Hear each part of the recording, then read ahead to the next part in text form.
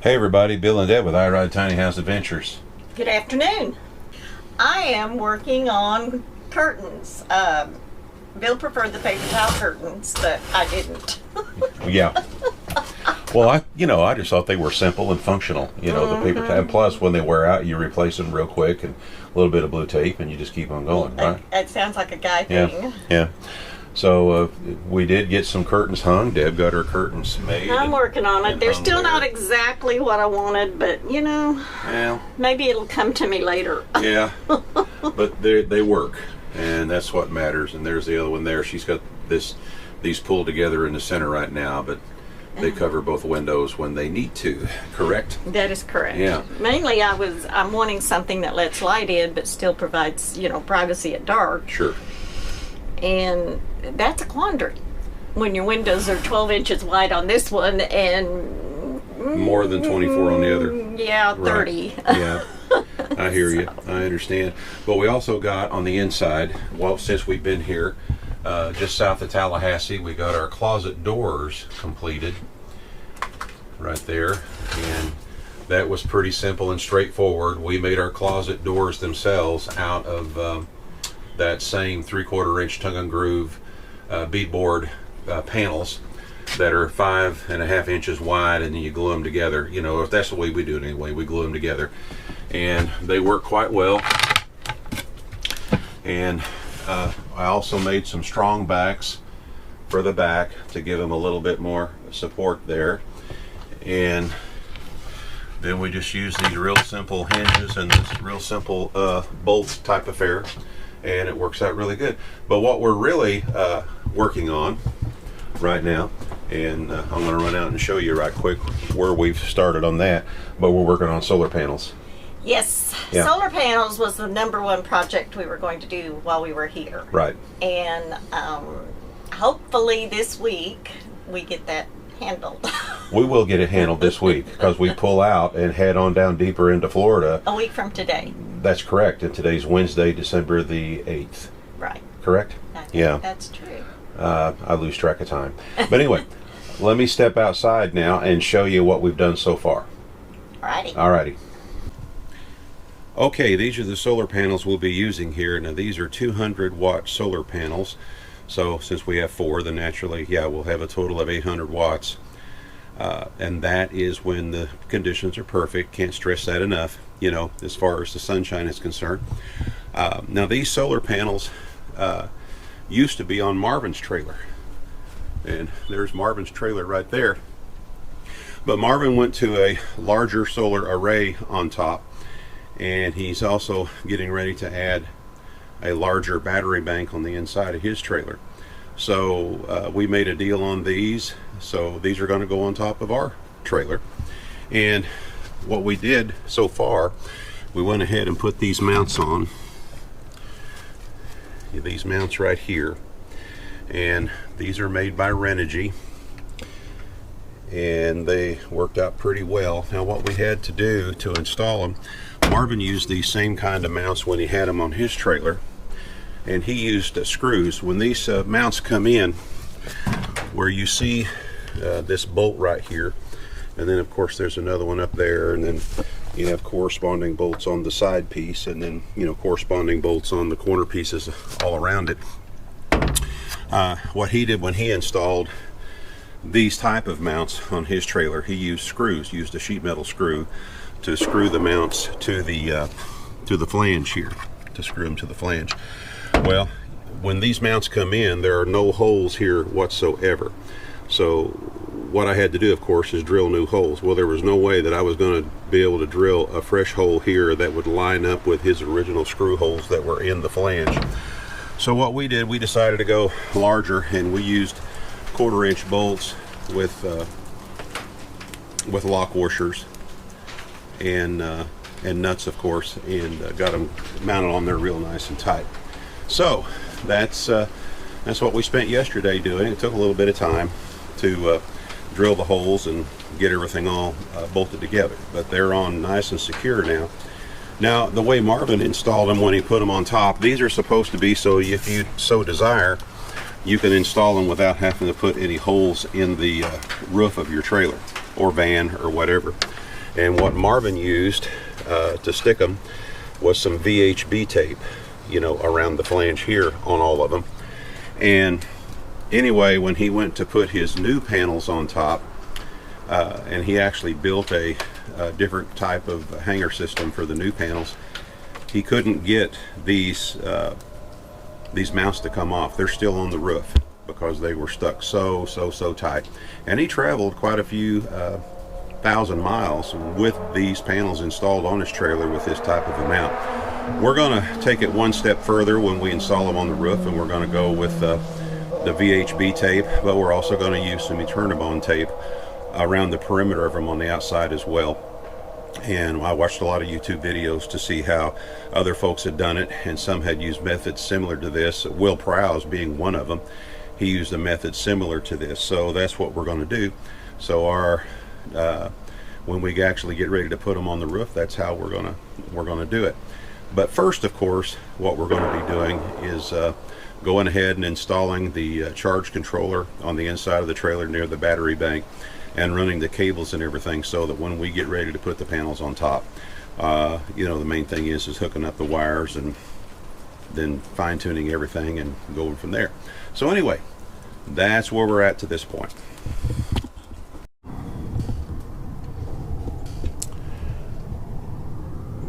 Well, just so y'all will know, I did get a measurement finally on the total height of the trailer from the ground to the roof. A few people were asking questions about that, and we're 10 feet high when you count the height of the panels along with you know, the vent here and then the max air fan vent down there. So yeah, we're pretty high up off the ground. Fortunately, I had a young man help me with this, and I didn't have to get off the ladder. I was able to stay on the ladder, and he basically did everything else up on the roof, and he weighs less than 130 pounds, so it really helped. And we had something up here for a platform for him to crawl around the roof, which you know, lessened the chances of having damage on the roof. But anyway, here's our panels all mounted into place, all 4 of them, with a total of 800 watts when things are good. And here again, the way we stuck this, we put VHB tape on every one of these mounts all the way around, got them up here, and then got them in place where we wanted them. And we did clean the areas with denatured alcohol as recommended, and then we dropped them into place. And then for added assurance, along the front of each panel, we used this Eternabond tape. And this is the first time I'd ever used this Eternabond tape. This stuff is absolutely fabulous, man. But we did it on the front of the panels. That's the way I watched a video from Will Prowse, and that's the way he did it. He simply used it on the front of the panels to keep them from lifting off. But I'll tell you what, these things are here. They ain't going nowhere. You know, that's just all there is to it. But I probably will order some more Eternabond tape and go ahead and do it around all of the mounts, you know, all around it eventually. Fortunately, our next run that we're going to make is only 100 miles, and I don't foresee any issues at all based on how well this stuff is stuck down. Anyway, that's how that goes up here. All the cables are connected back there, and we tape them all down real well with Eternabond tape as well. And then they go over into the waterproof box that goes down through the ceiling, and we're going to show you that next. So there you go. Be right back in just a little bit. Oh, you're way over there. I'm way over here. Yeah. And Delilah's needing some loving. Evidently. Yeah, obviously. Anyway, so here we are inside, and remember these columns that we made? There's the one over there, and of course we've got the cover off of this column right here because this is towards the back. This is where the wires come down right here. We drilled a hole right up through there. I drilled a 7/8 hole. It would have been easier with a 1-inch hole, but I was a little nervous about drilling a real big hole. But we got both wires through, and then we put them in that flexible tubing, you know, to protect them where they come through the hole there. And the wires from the panels, of course, come right down this section here, like this, and then they go across, and then go over here, and then come up in here, and we'll show you that here in just a little bit. But one thing I want to point out while I'm here, you see the light over there on that column, and of course if you remember, there's another light right here, and I'm going to brag about these WAGO connectors again. But it was real simple to disconnect the light when I took the panel down, because the light is permanently mounted on the panel. In fact, it's right here is where it's at. So we'll be putting it back up here in a little bit. But all I had to do to disconnect that light was to, flip up these two levers here, and I was able to pull the wires out. And then when I go get ready to hook it back up, all I got to do is just slip those wires back in there and plop the levers down, and we got power to that light again. And by doing that, we didn't lose power to any of the other lights, of course, because it kept on going. So here again, WAGO connectors, W-A-G-O. There's lots of YouTube videos out there about that. Be sure and check those out. These things are fabulous. We prepped just about every connection we have in the trailer. We use these on them because they're just fabulous and real easy to make work. And anyway, can't say enough about them. So anyway, now let's step over here. Yeah, we got our bed apart. Are we going to be able to have a place to sleep tonight? Oh yeah, we do this daily. Yeah, we have been taking this off daily, and eventually we're going to have a different kind of setup here, where we'll have two pieces of plywood running crosswise, and they'll be hinged in the center, so we can lift up that end if we need to work on the water heater, or over in that area over there, or so we can lift up this end so we can service the battery bank over here. And just so you'll know, even though you see a piece of insulation right there, where you see that insulation right there, behind that we do have a panel that has been totally sealed with Lexel all the way around to prevent water from getting in here, just in case we ever had a leak over here, which over 2 years in our red trailer, none of my plumbing ever leaked, and I'm not concerned. But we did take some extra measures there to protect this compartment here. So here we go. Okay, so here's the wires coming in, and as you can see, here is the positive wire coming off of the panels right here. And first, of course, it comes into the kill switch, and then comes out of there and goes in to the one marked in right down here, and that's where you bring the power in. And then the negative wire coming off of the panels is right here, right there, and it comes in, of course, the negative side right here. And then we've got wires coming off of here, the positive and the negative, that says to the battery. The positive one comes over and connects here on the in terminal on the battery protect, and the negative wire comes on over and connects into the common ground, which is right here. And that's how that is hooked up right there. Marvin could talk a lot more intelligently than I can. He basically coached me on everything as we went along, but I'm getting real familiar with how all the wiring goes. So anyway, now you might notice, because I'm doing some real close-up shots here, and I'll go ahead and address that right now, we ran out of shrink tape on some of this, so we had to tape it up with regular black electrical tape on some of the terminals, and I will be addressing that. I'm going to get some more shrink tape, so I'll be spending a little bit more time underneath here, but for right now, that's what we've got going on. Now the heavy wire right here that you see, this fat heavy wire here, I believe it's number 2, it is going over down to my 24 volt 3000 watt pure sine wave inverter. And then of course the heavy black wire that you see here is headed down also to the 24 volt pure sine wave 3000 watt inverter. And the green wire that you see right here that is connected to the common ground is my chassis wire, chassis ground, I'm sorry, the chassis ground right here. And we're not going to go into much more detail than that right now. Eventually we will be doing some real world tests of everything. Let me get stood up here.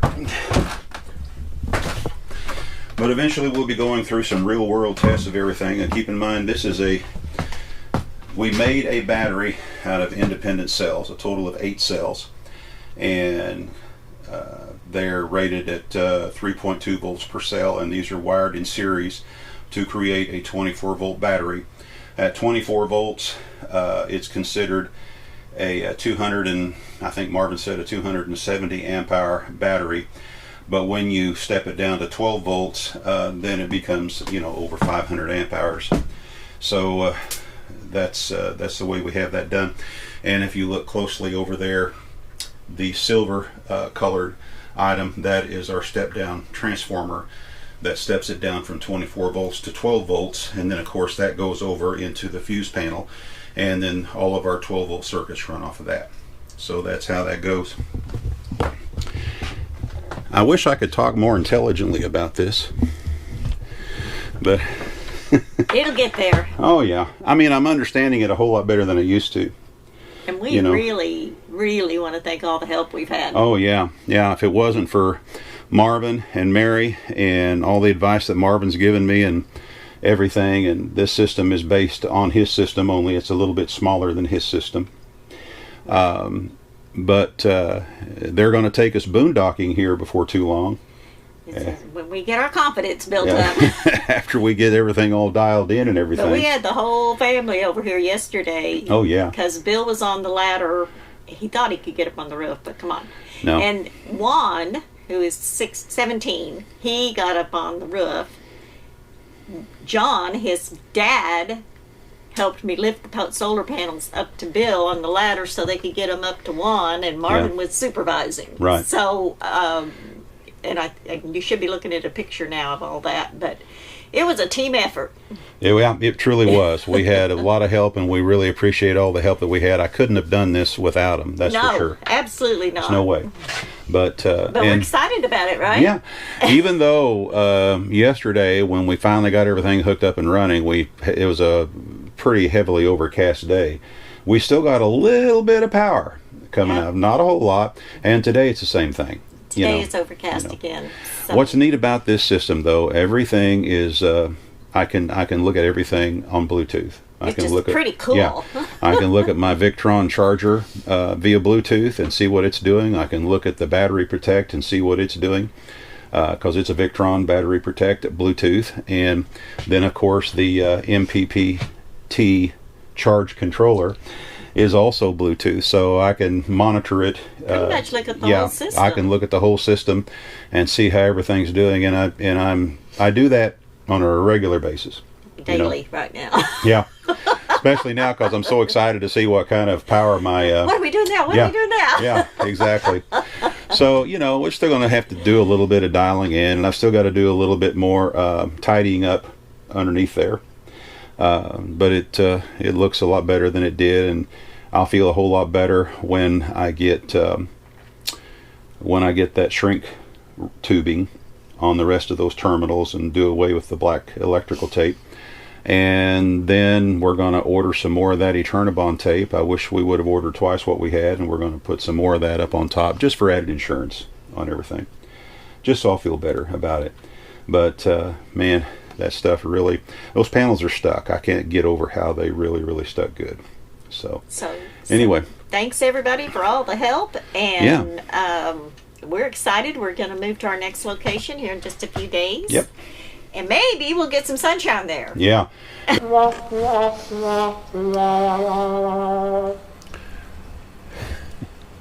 hey everybody.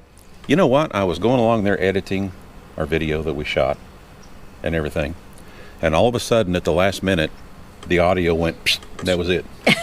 Just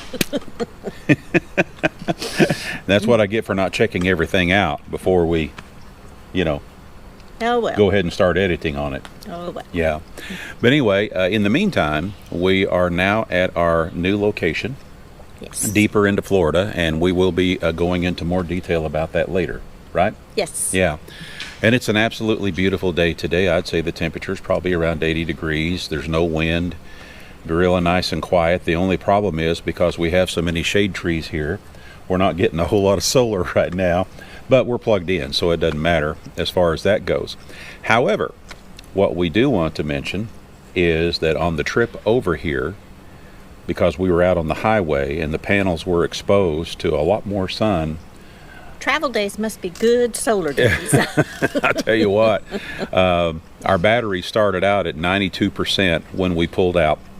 And when we got here, and of course we were unplugged, so the charger itself wasn't working. The only thing that was putting power into the batteries was the solar panels. And when we got here, our batteries were at 100%. And it was only a 2-hour run. you know. Right. Oh, and the panels stayed on the roof. Yoo-hoo! So anyway, that was cool. I wish I knew a whole lot more. I wish I could speak a lot more intelligently. I might have mentioned this before about the system, but I am beginning to get more of a grasp of exactly what's going on. Marvin has been teaching me and schooling me Patiently. But as far as regular AC currents are concerned and things like that, I have no issues at all as far as wiring is concerned. But this type of a system, especially when you consider that it's a 24 volt system with step down transformers and things like that, it took a little bit for me to wrap my head around all that and think in different terms. It's confusing. But I'm getting there. And one other thing I'd like to mention too, I did show you the kill switch for the panels, but a lot of you might be wondering about a kill switch for the battery bank itself. And yes, there is a master kill switch for that as well. That has been installed since day one when we first did the battery bank. So that it's there. And it is actually easily accessible on the far corner of the bed where we can get to it real quick. And getting to the kill switch for the panels is not difficult at all either. We can get there real quick. But there's a sequence. There's a what? Isn't there a sequence to Well, turn yeah, them if off? we're going to kill the battery bank, Marvin said to kill the kill switch to the panels first and then kill the battery bank. And then do the opposite when we turn everything back on. I believe that's right. I think so. But anyway, we won't be killing nothing unless if we have an emergency. We will be seeing Marvin and Mary again here in about 2.5 weeks or so.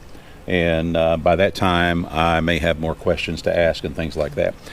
Marvin does have an email for those that would like to contact him with questions about this type of a system.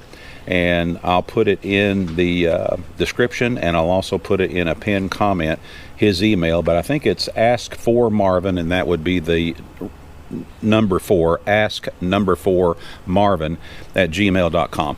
But don't hold me to that. Look in the description or in the very first pinned comment, and it will be there. There you are. Anything else? I don't think so.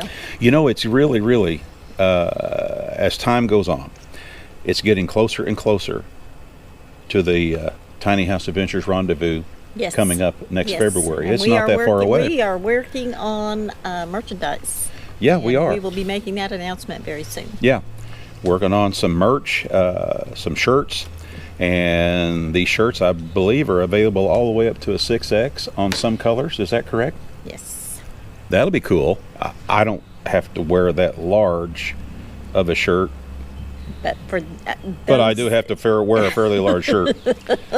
So anyway, but we'll be talking more about that later and getting you some more information on that. But I guess that's about it for now. That's it. Right? Mm-hmm. Y'all need to just take care and start getting excited. If you're booked for the rendezvous, it's time to start getting more excited about that. Yes. It's not that far down the road, and hopefully we'll have this kind of weather. We are in the area where the rendezvous will be held. I will say that. Okay? Yes. And the weather's absolutely beautiful today, and the date today is the 16th. December the 16th. 80 degrees. Beautiful sunshine, beautiful green foliage. Just don't get no better than that. Nope, it's pretty. Y'all take care. This is Bill and Deb with I Ride Tiny House Adventures. And remember this, we are not camping. We're living. You all get out there and do some living yourself, and we'll see you again soon. We promise. Bye-bye now. Bye.